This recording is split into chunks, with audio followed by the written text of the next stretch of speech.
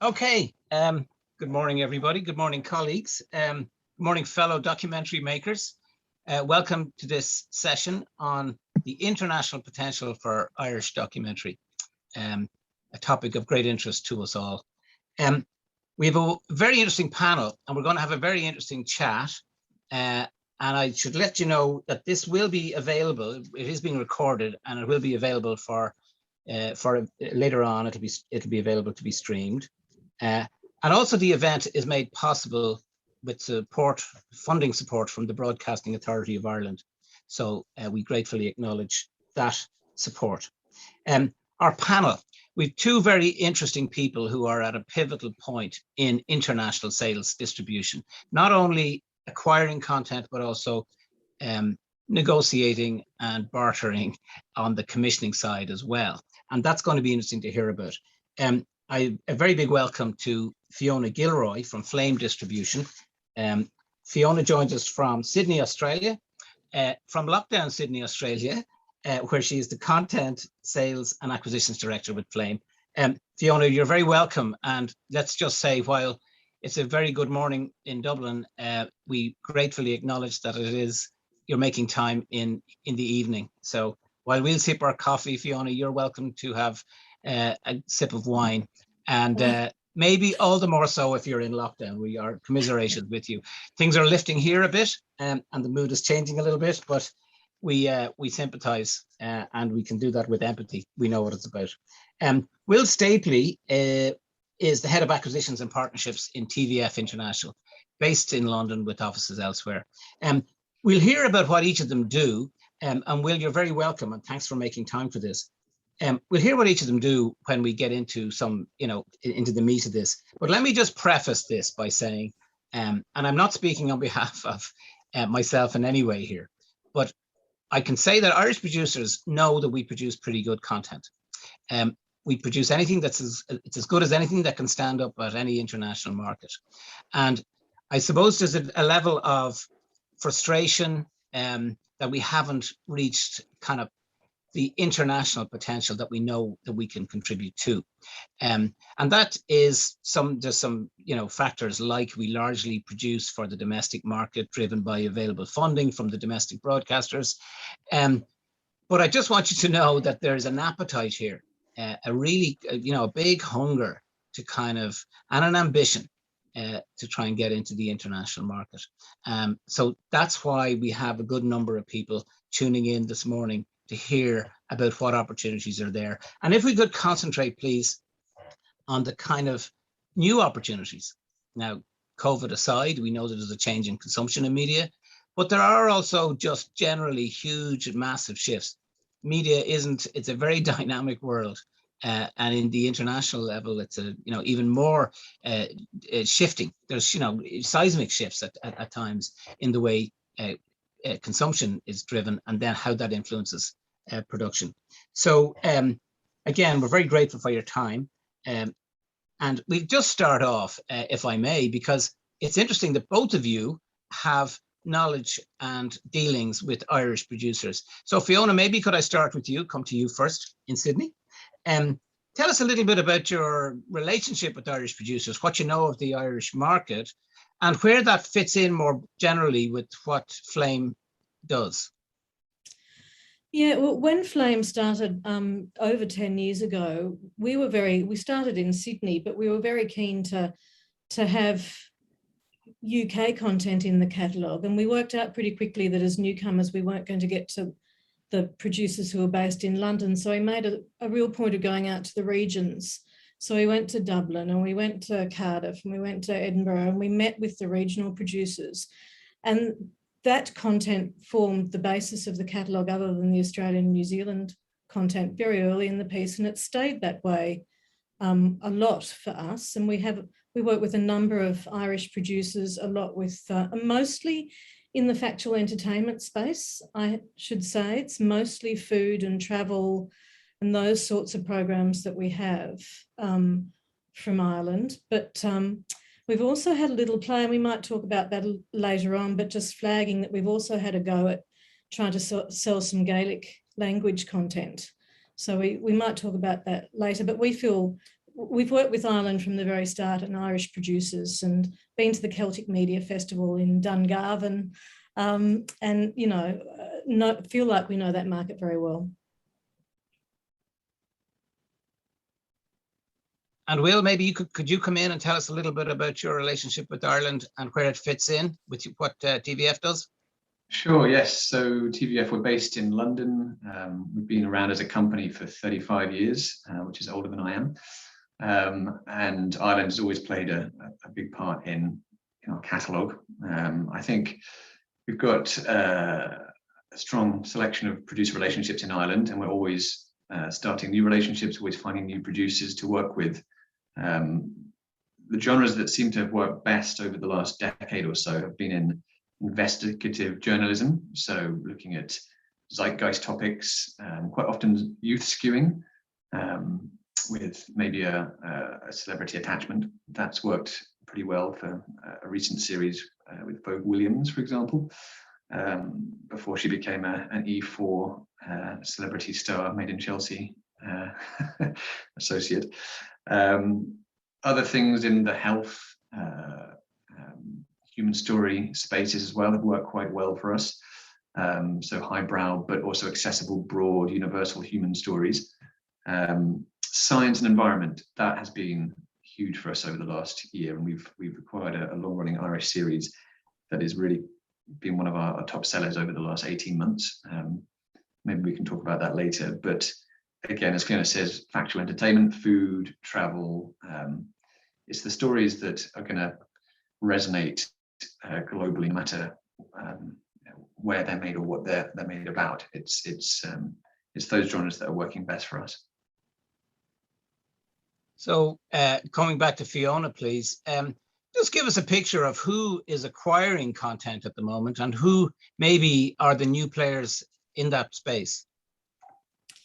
Yeah, I mean, I think the question is who isn't acquiring unscripted content at the moment. I mean, it's extremely popular. I think when Netflix came along and started championing the feature documentary again, and then documentary series, that just reminded everyone who'd forgotten how great documentaries were.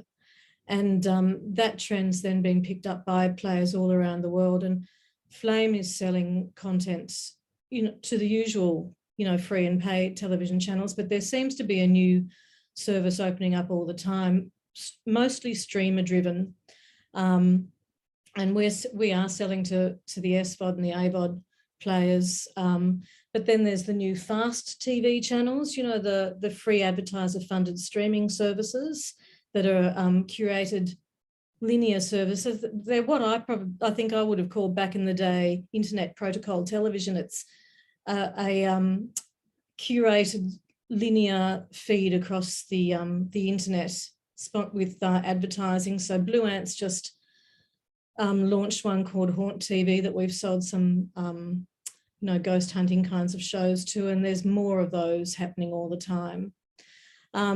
And also Flame sells to in-flight and transport and those sorts of players. Of course, in-flight was really hard hit by the pandemic, but they're slowly starting to come back. But as I said, there's new opportunities opening up all the time, all around the world for content. And Will, what trends are you noticing in that area? I would agree. I think there's more opportunity for more specialist content and also older content through these fast channel opportunities. It's interesting in that the way they're delivered is quite old-fashioned. You can't pause a lot of them, you can't rewind, you can't fast forward, you're there to watch the adverts, and that's how the revenue is generated.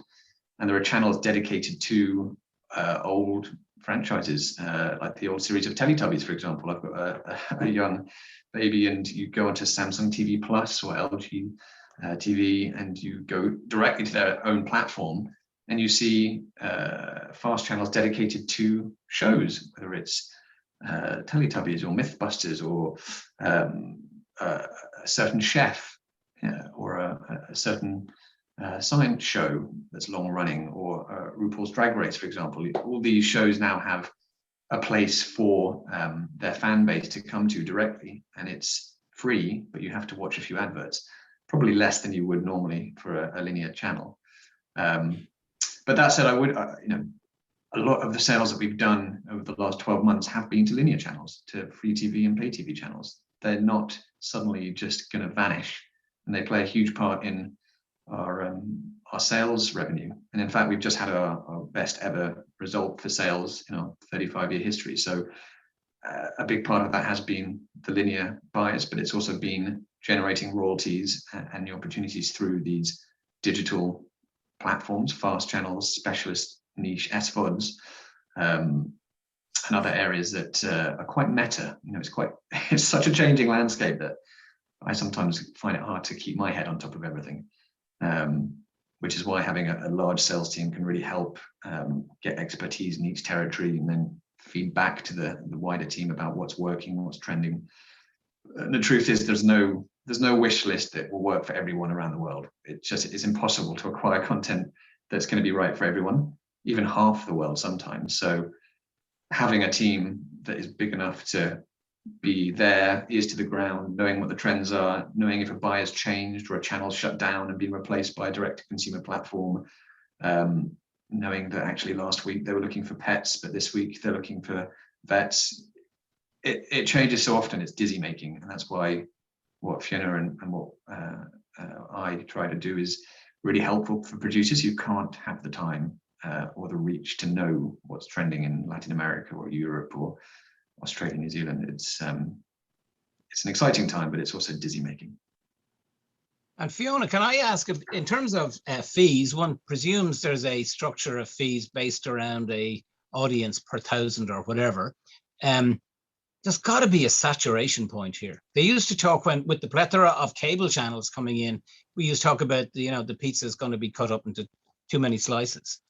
Would you have a comment just about where the scaling of fees can fit when you're dealing with the traditional, large operators, and then all these small niche channels? Look, there's no doubt that the segmentation of the market's affected the license fees that people can afford to pay. And the pandemic's really served to speed a lot of trends up, and that's one of the trends. When the pandemic first started, advertising was really affected for the channels that required, rely on advertising for their budgets. And that impacted license fees quite a lot. And for the very first time, 6 months into the pandemic, we had a buyer who had licensed a series from us for a fee. We had contracted it, come to us and say, we need to renegotiate our license fee. We need to bring the cost down. We said, well, too bad. But there was a real panic at the beginning, 18 months ago, or whenever the pandemic started in March last year.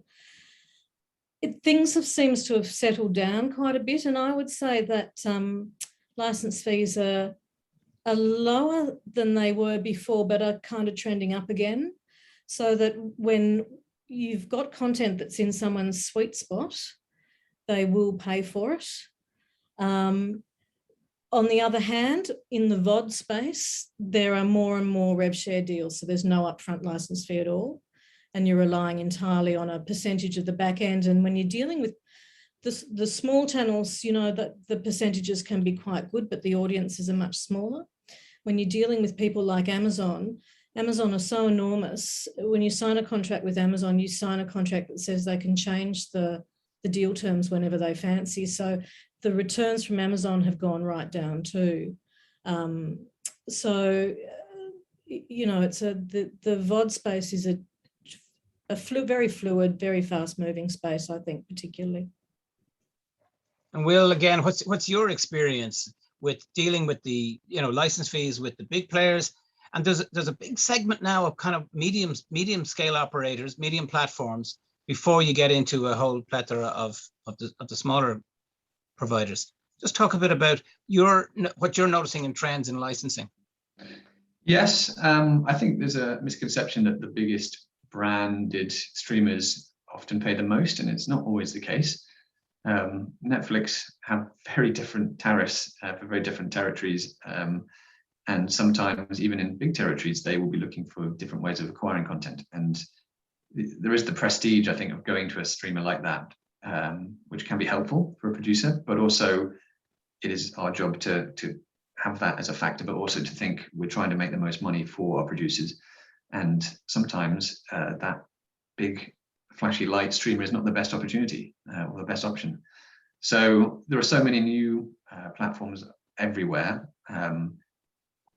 Yes, Fiona says it's about risking or taking the risk to go for something that is royalty based and might generate higher license fees or higher royalties per quarter than you would expect from an initial license fee. But then there's no guarantee of that. It's all about how the platform markets the show, how much presence it gives on its homepage to the show, and you know, what the audience is in the mood for. There's a one-off documentary that we acquired in a kind of spiritual space that's unusual. I acquired it from Australia maybe 5, 6, 7 years ago, and it wasn't expected to do especially well. On linear, it bombed, but on one platform in the States, it's generated almost $500,000 just from royalties. And you think, wow, that really hit the note for that one platform, and that has made it hugely successful. No license fees from linear channels would have made that up for this particular film. So it's about acquiring the right content for the right platform, and knowing that that platform is going to do the right amount of marketing for the show, and that can really generate good royalties, which over the lifespan of 5 years can be much more exciting than just piecemeal license fees. But then there are smaller streamers that just offer minimum guarantees, and those are kind of in par with some of the lower to mid tariffs from linear broadcasters. So it's an exciting time, but you've just got to weigh up all the different options, make sure that the holdbacks against other rights groups are as short as possible, so that people can go non-exclusive and you can cast your net out and reel it back in, and you might have 5 or 6 different royalty streams plus a license fee plus in-flight. Yeah, it's just much more involved. It's much more nitty-gritty. It's exciting, but it is complicated, much more complicated than it was even 10 years ago. Okay, well, look, that's an interesting overview of the area of acquisitions. I'd like to kind of move on to the area now of commissions and the involvement. I think, is it fair to say, Fiona, that there's something of a newfound role for the distributor, the agent? I mean, Will alluded earlier to the idea that producers just can't get in touch with each of these players. And sometimes the really big players, we keep being told, don't want to hear from individual producers. Get yourself an agent. You know, so we only deal with whomever. Is that something you're noticing? And let's just talk about the role, a newfound role perhaps for the distributor, and then moving into the area of commissions. Yes, I think increasingly distributors are finding, or agents, whatever you want to call us, are finding their role as being a middleman between producers with ideas and projects and commissioning parties. Because we're out talking to the buyers all the time with, you know, specialist sales team on the ground in various territories, we do keep abreast of all the trends of what they're looking for, and we develop relationships, and it is really a relationship business. The commissioner or the buyer needs to know that they're going to be able to negotiate in a sort of sensible business-like fashion with someone who knows the lie of the land, who will deliver the content. And it's the same with the commissioner as well. So if a distributor comes and says, I've got this great producer that we've worked with and they've got this wonderful idea and we think it's right for you, we might be able to make that introduction on behalf of the producer, where the producer may not stand a chance of getting in front of a commissioner, you know, just themselves. And then, you know, we can help the producer craft the deal that they do with the commissioners, because we do know, you know, what rights are expected, what holdbacks we might be able to get, what levels of exclusivity, what kind of commissioning fees, all those sorts of things we can assist producers with. So we have become kind of, you know, the middleman in these deals increasingly, I think. Just staying with you, Fiona, on that, like, is it that, are there new players who are commissioning? Because this is something that is new territory, where you see some of the AVOD and SVOD platforms who have a commissioning fund and are actively looking for content? Oh, well, I mean, definitely the VOD platforms of, whatever their commercial model, whether they're SVOD or AVOD, there are many of them who are commissioning. I mean, obviously Netflix, Amazon, Apple, all those guys, but also Acorn and the smaller specialist ones. A lot of them don't start off commissioning, but as soon as they build up their, their audience base, they start to commission quite quickly, and there's plenty of opportunities there. And in fact, it's quite hard to keep up with who's doing what because there are so many new ones. And a lot of what's also happening, I think, with the pay channels who are opening up their SVOD, like Discovery, for instance, who've opened up Discovery Plus, or Disney now, Nat Geo, Fox, Disney, whatever you want to call them, who've opened up Disney Plus. They have moved commissions that were on that were commissioned by the older pay channels down onto the VOD services, and the VOD services are also commissioning themselves now as well. Will, could you give us a comment on what you're watching in this area, agents and commissioning and the new players?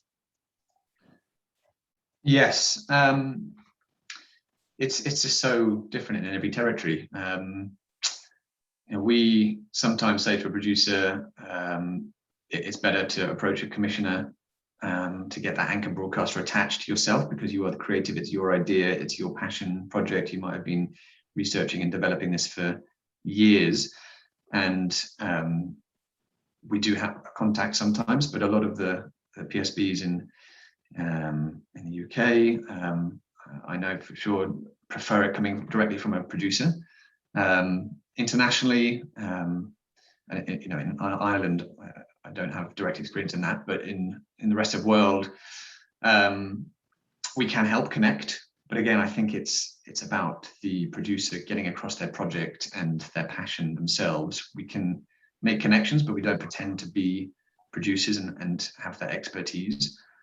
We can raise financing, we can be a broker, we can bring on board channels who are committing as a pre-buy with maybe a little bit of editorial involvement. But if it's a full-blown commission that a producer is looking for, our involvement in securing that ourselves directly, from getting pitch material and sizzles and treatments and going to a commissioner, isn't our standard practice, I would say.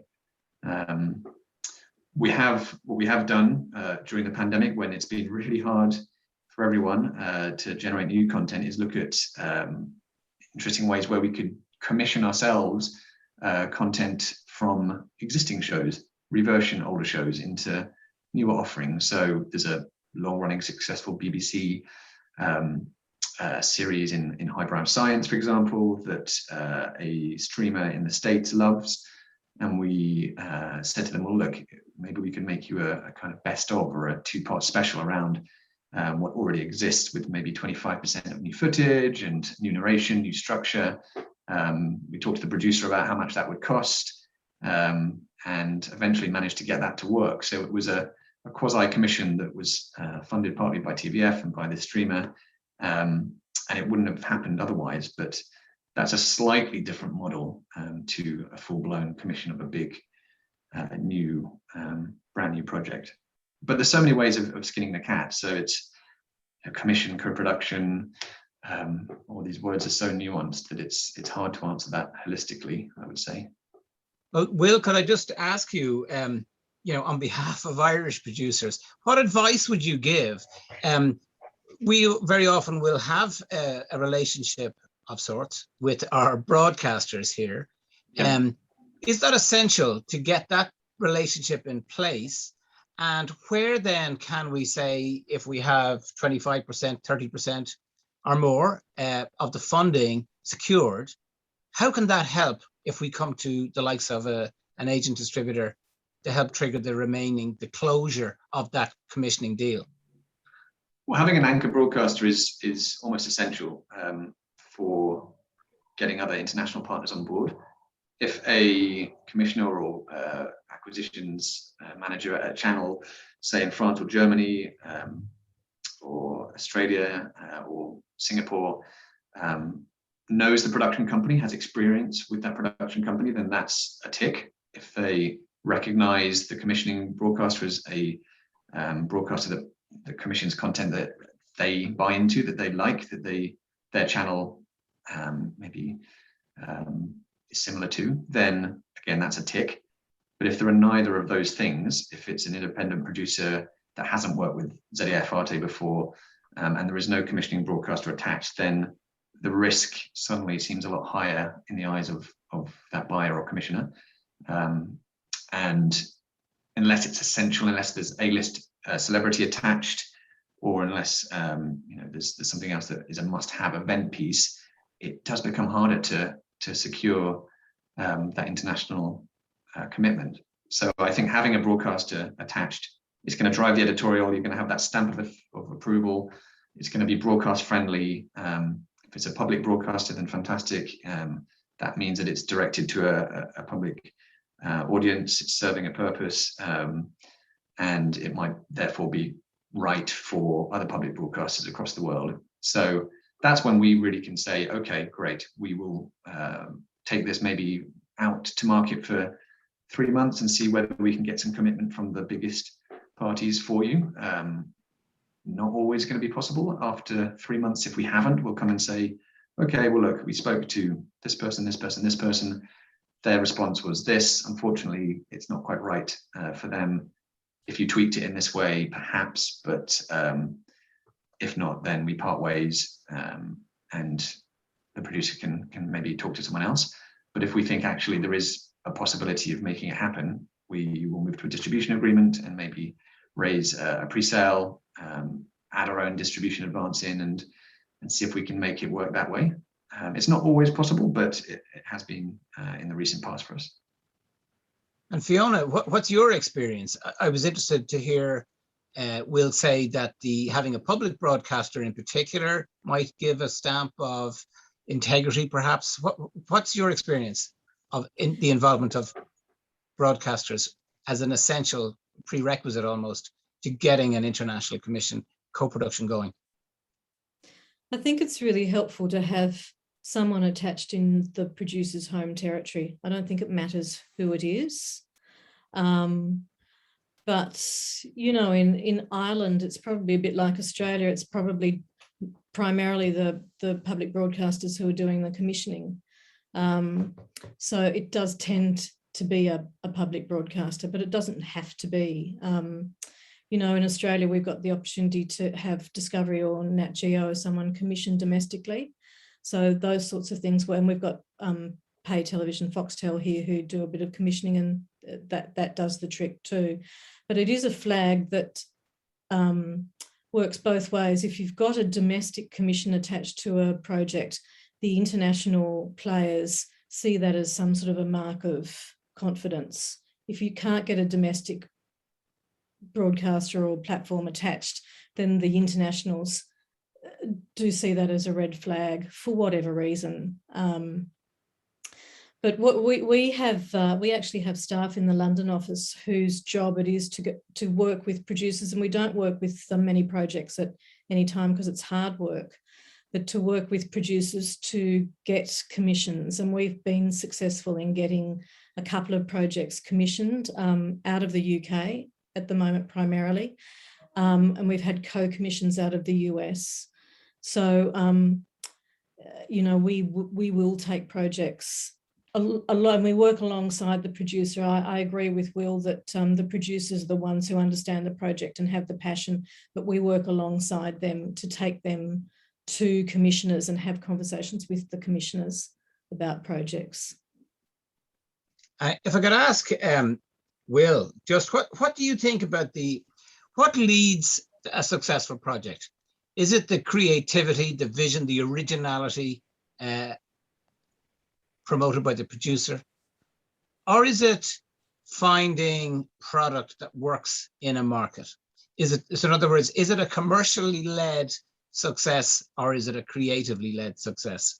Difficult question. What's your experience, Will? I'm obviously going to say both.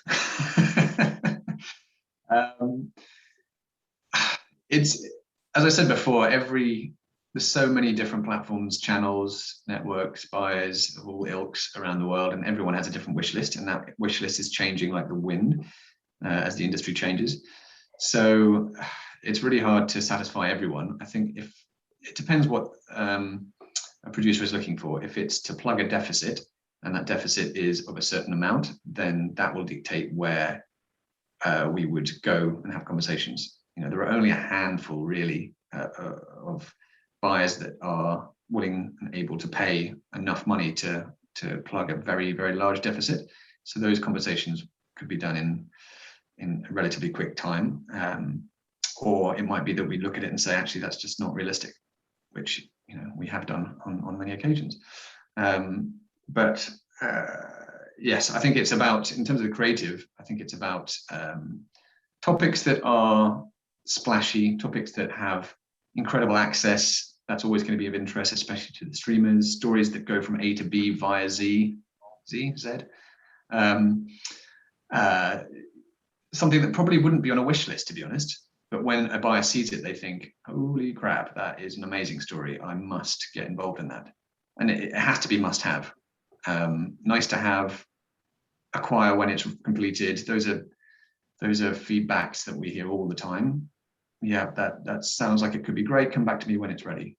You know, it's the most annoying bit of feedback. But unless you have a project that is deemed must have, essential for the channel, again, that could be because of an attachment of a celebrity or access or a story that is just mind-blowingly amazing, then it's hard to get the biggest buyers on board.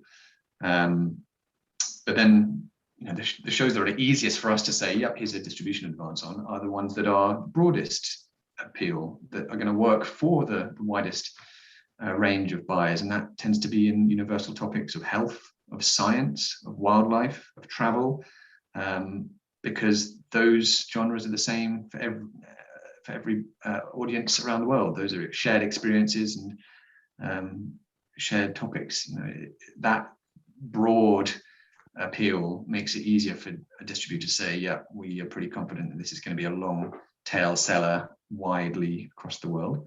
And once it's had its time with linear and maybe the premium streamers, then it's going to go to the fast channels and generate good royalties for the next few years. So it really is bespoke and case by case, and it depends on what the producer is looking for. And we have a huge database of wish lists that we update almost weekly, so that we can think, okay, well, they're looking for this much. That means it's probably just going to be the US or maybe France, Germany, or the UK that needs to come on board early. Is there anyone here that's looking for what they've just described in their pitch document? And that's how we go about it generally. And Fiona, again, yeah, it's a chicken and egg question, I suppose. But is it creativity or a commercial deal that underpins success? Oh, look, I think commissioners generally are very risk averse. So for them, you know, it has to be creatively right. It has to fit their sweet spot. It has to be for their audience. And they're always very clear about what they think their audience wants. But it also has to be, you know, the right business proposition for them. They need to know that they're going to bring that audience in. They need to know that they're going to be able to market it successfully. So it can't be one without the other, I don't think. Well, may I ask, again, just advice for Irish producers in terms of perhaps production decisions that we take, like to whether to shoot in 4K, the use of a presenter. You wanted to comment, and I would be interested to hear what you were going to say about, for example, Irish language content. What are those sort of considerations that come into play when you're advising producers, and what advice would you give? I would say to a producer, if you can afford to shoot in 4K, do, just because it future-proofs the project. At some point in the future, I don't know when that point is, it's not tomorrow, but at some point, broadcasters will stop wanting to HD content, just like they stopped wanting SD content back in the day. So if you've got 4K, then you've got a project that you can, or some content that you can sell for longer. You know, the shelf life is going to be longer by definition. I don't like hosts if you can avoid them, unless they're A-listers, you know, unless it's Brad Pitt or Joanna Lumley or whoever, you know, whoever it might be. Don't have a host, because if they're not known in other territories, it's a real impediment for sales. And then in terms of language, we have taken on, as I said, a couple of Gaelic programs, and we wanted to give them a trial because we figured, well, you know, we're not selling just to English language broadcasters or platforms. We're selling to people who are going to reversion into their own language anyway. So what difference does it make? But it was interesting because this project I'm thinking of, we had it subtitled in English so people could assess it. But at the end of the day, it didn't do as well as it should have done. And I think that's just because if it's in Gaelic or if it's in Welsh or whatever the regional language is, it tends to be very regional. And so it doesn't have that big international appeal that Will was talking about, that you do really need to make projects sell successfully around the world. Okay. Will, what's your experience of the kind of production decisions that we make when we step outside with the camera and tripod? Yes, we have recently, actually we're launching at MIPCOM a TG Catire, apologies for the pronunciation, and Irish and Scottish language production that has no English version apart from for us, for international. So it's quite a unique one for us, whereby we have seen that the topic is internationally exciting and broadly relevant and universal, and we've decided that actually if they can simultaneously make an English language version during production, so having English talking heads at the same time as they're filming those other languages, then that can create a show that will be extremely popular, we hope, for the international market. Again, having as few hosts or no host at all as possible, unless it is that Brad Pitt, is definitely advisable. Depending on the topic, though, I think it's if the host is there for a reason, it's transactional, for example, then it can work. I'm thinking of a series that we reversioned from Thai language a couple of years ago called The Snake Master, where a Thai man goes into the jungles and finds poisonous snakes and wrestles with anaconda and things like that. It's quite a high octane series that has done really well, not just in Asia, but outside as well, because it has those English subtitles. We haven't dubbed it, it's too expensive, but even just with English subtitles, you can get sales to foreign language buyers in Central Eastern Europe, in France, in Latin America. It's very possible to make that kind of content work. Otherwise, the easiest stuff to localize is just narration. So taking Italian content about the rolling hills of Tuscany and turning that into an English language voiceover, for example, that is going to work very broadly because there's no host, it's beautiful visuals, it's culture and travel, one of those broad themes that works so far and wide. So I think there's certainly opportunity for foreign language content, and we acquire from every corner of the globe. The Netherlands, for example, is a territory where we're getting a lot of content from, and that is predominantly Dutch language, obviously. And we just have subtitles, and that's enough for many buyers. So as long as the topic is relevant and it's not too local, and there isn't a host talking to screen all the time, which would make it very difficult and make it feel too foreign for some buyers, then I think there's a lot of opportunity. Could we talk, Fiona, please, about just a case study that you could give us, some concrete kind of stages of development and progress, and put some numbers against that, so we get a feel for what would be regarded as a good commercial project, good success, and just so we, it'll help us appreciate and understand a bit more. Fiona. So when you say numbers, do you mean license fees and so on? Yes. Well, that's kind of hard to reveal I'm not sure the producers would like me telling you what license fees we got for things, but I can certainly give you a case study which might be of interest because it was an international co-production. And it's a series that we recently worked with to help get commissioned and funded, which was David Attenborough's Life in Colour. So we knew Humblebee, who are a Bristol producer and who had worked with Sir David before and had the BBC on board, but they had the BBC weren't paying very much. That's about all I can say about that license fee. They needed a lot more money. So we were talking to Humblebee about it. We knew a specialist natural history producer in Australia called Sea Light Pictures, and we introduced the two, and they decided they could work together. And what the coupling with an Australian producer allowed was that they could access the agency funding and tax offset money that's available in Australia, a bit like it is in Ireland.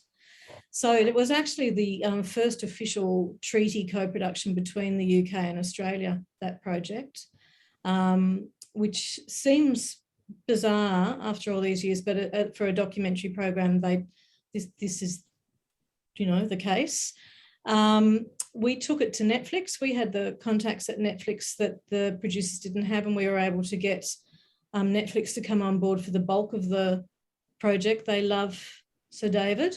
And, you know, that was, it was in their top 10 when it actually went to air earlier in the year. It was in their top 10 for several weeks, which is exceptional for them because they have so much new content going in. And so we had the BBC, we had Netflix, and then Netflix were happy to carve out the UK. They were happy to carve out Australia. And so we were able to bring on Channel 9, who are a commercial free-to-air channel in Australia, and Stan, who are our local SVOD platform. And that was what was required. The local broadcasters were required to trigger the domestic funding.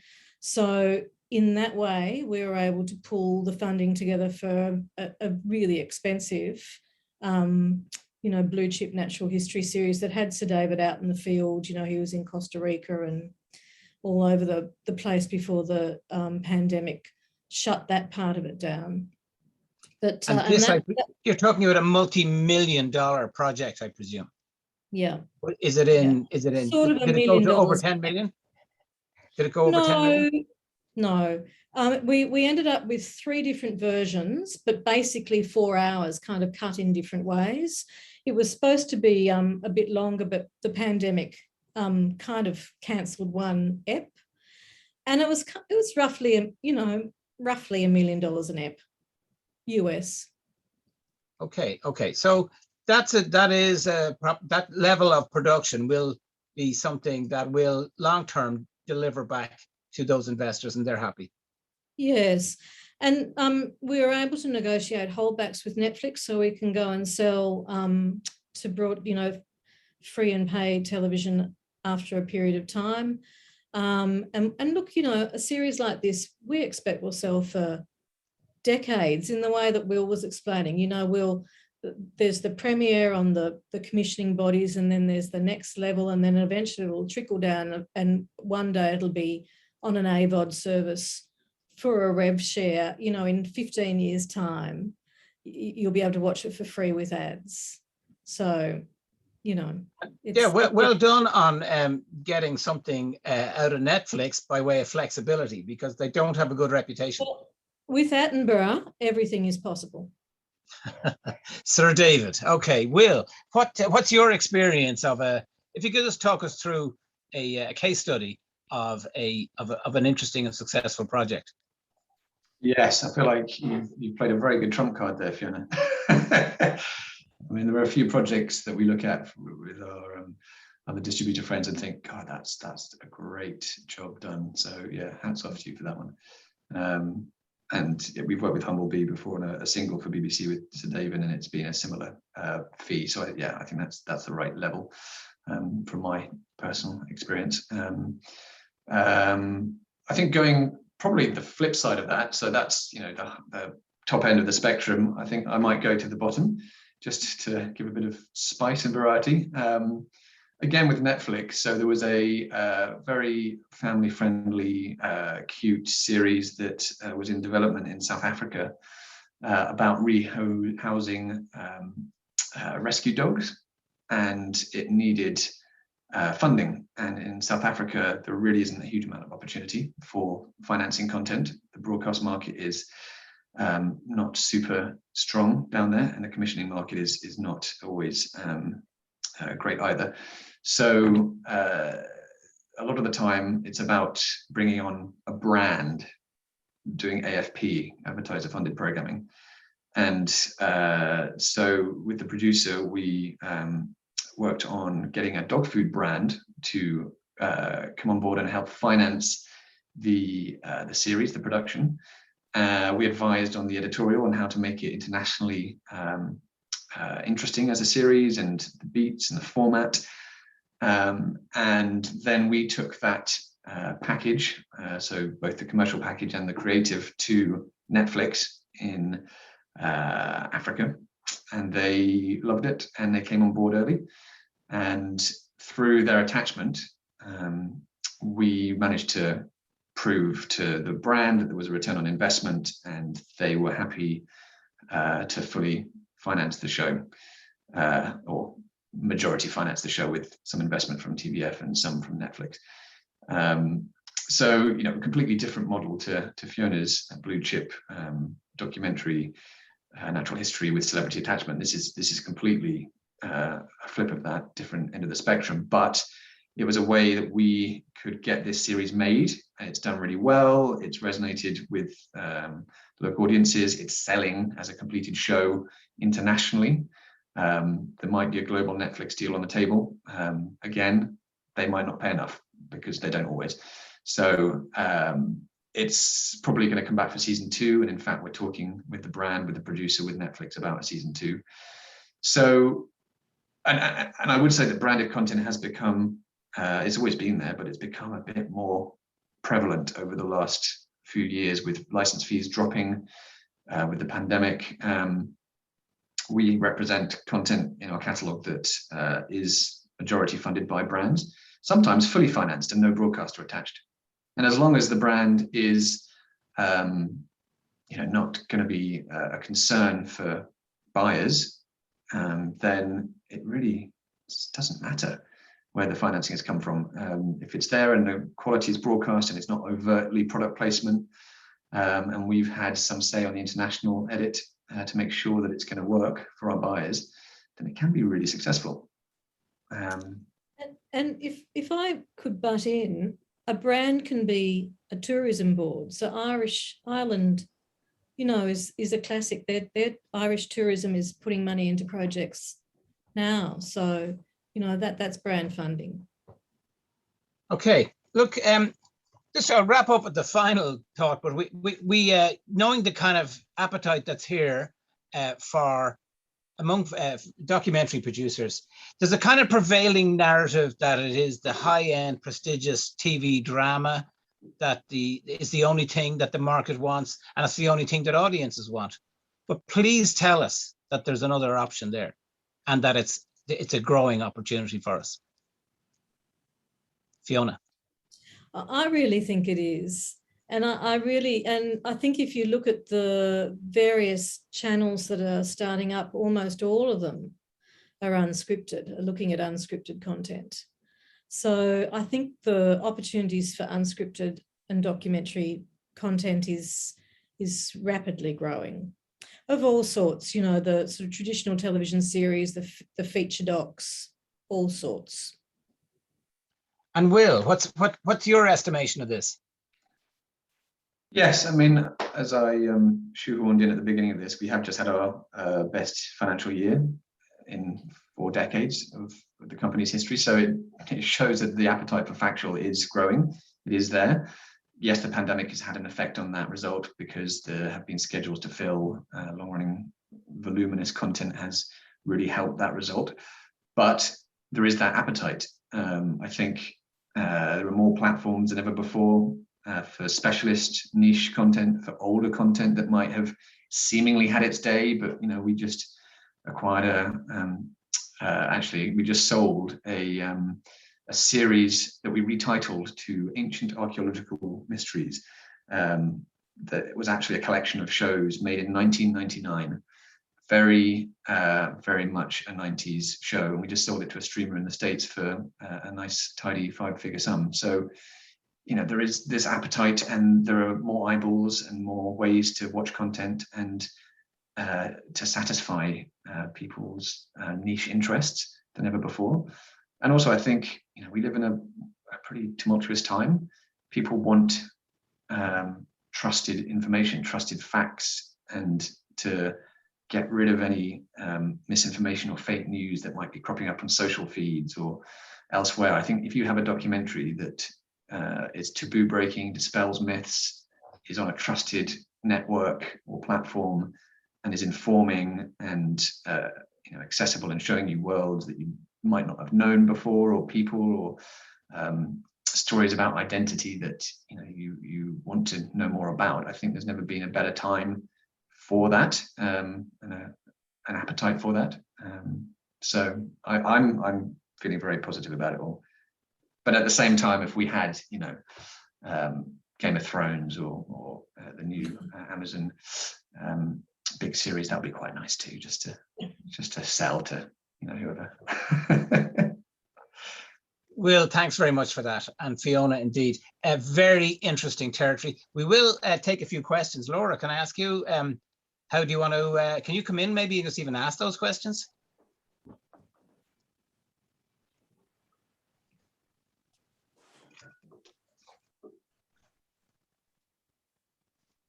Hello, good morning. Yes, so if you could please ask questions to Q&A platform at the bottom of your panel, and we will read them out loud and try and answer them. And while we're just, if there's any questions coming in, just can we talk about the COVID factor? Maybe a comment from Will or Fiona on the COVID, the immediate impact of COVID and the projected kind of, well, we're all looking at this. What will be the long-term impacts on the media economy? Fiona? Oh, well, I mean, the impact initially was profound. Good for sales, as Will said. So stuff that you had in the catalogue or was, you know, close to being finished. Great for that, because people needed to fill schedules for stuff that wasn't going to be delivered. I think longer term, sort of now, people are wanting to make sure the content that they're commissioning is COVID safe, just in case. But I imagine, I don't know how long this whole thing will go on for, hopefully not too much longer, and then it'll be a thing of the past. I need to get my crystal ball out for that one. Yeah.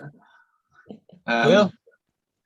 I mean, going into specifics about the creative, there have been shows that we've rejected because we think that actually on-screen masks, people standing so far apart, content that looks really COVID-y is not going to date very well, and people will want to forget about it. And in hopefully, you know, a short space of time, that content will look alien. And we've been always advising producers over the last few months to try and avoid looking too COVID-y. Don't have masks on screen if you can. Don't have interviews that seem so far apart, because it's just going to reduce that longevity. And there is more longevity, as we've spoken about with these fast channels. That kind of content, people will spot a mile off and think, oh God, don't want to think about that. So that's informed what we've acquired, and just may I just interrupt, because I do want to, we're very grateful for your time, and I don't want it to go on longer than an hour, but we have one or two questions in. Just the question of documentaries in new formats, 360 documentaries, even virtual reality. Any inkling of opportunities there? Will, we come to start with you? We, a few years ago, we had a virtual reality catalogue, and it didn't do very well. There really just wasn't enough infrastructure in place to monetize the VR content. I'm not sure there still is, really. I might be wrong. Fiona might be about to say that she's making millions from from VR. But any experience, Fiona, at your end? No, none. I think it's still the space of games and museums. I don't think there's a commercial space for it yet. And again, just another question, staying with you, Fiona, please. That tension between the local versus international, it's very hard to know how to pitch a project. But do you see a conflict, or is there a way to seize an opportunity when you're making something local with the local focus, etc.? Go ahead. Yeah, look, some of the you know, the content that we have from Ireland and the other British regions has sold really well just because it is so local. So, you know, we've got a series from Waddell called The Shelbourne. You know, that's about that hotel. You know, it couldn't be made anywhere else, and it's a fabulous series and it's done really well. We've got something from In Production called Great Lighthouses of Ireland. Again, you know, can't be made anywhere else. Adrian Dunbar's Coastal Islands doing very well. So I think where the problem comes with local content is where it's a story that can be told in another location. So if it's a story about, I don't know, surrogacy or something, then that story can be told. It has to be unique for some reason to make it special internationally. Otherwise, an Australian audience wants to see the Australian story or the whatever. And Will, what again, just on that idea, the tension, if you like, in looking at opportunities for the local story in the international market. Yeah, I think that's what is working. I said at the beginning that if a story is strong enough, has the access, has the incredible journey or characters, then it doesn't matter where it's made in the world, it's going to resonate. But as Fiona says, if you're making a documentary that could be replicated by a German producer for a German network, then they'll prefer that. So you've just got to have something unique. There's so much amazing beauty and unique character to Ireland that can be brought to screen, but it's about I think the talent, if it's going to be travel or entertainment, and then it's about the story and the characters and the access themselves. If it's too local, if it's too specific on a niche topic or an area of the world that might not resonate widely or with any other country, then it's not going to work for us or anyone really. So it's about just ticking those boxes and thinking, why is this relevant to someone in Latin America? Why is it relevant to someone in Korea? Why is it relevant to someone in France? And why would they care? Or why would they not make their own version? And are you open to working further with Irish producers? Will. Of course. That's why we're here. Yeah. And Fiona? Absolutely. Yeah. Imagine if we said no, that would be weird, wouldn't it? Absolutely not. Do not It's what you contact call me. a leading question. Look, guys, thanks so much for your time and energy and your insights. It's really valuable to get that international feel on a broad level, but also right now in terms of the zeitgeist, in terms of what you're seeing coming across your desks. So we're very appreciative for your time. Well done. Thank you very much indeed. And good job. Thanks very much. And thanks for everyone for tuning in. We'll leave it at that. Thank you.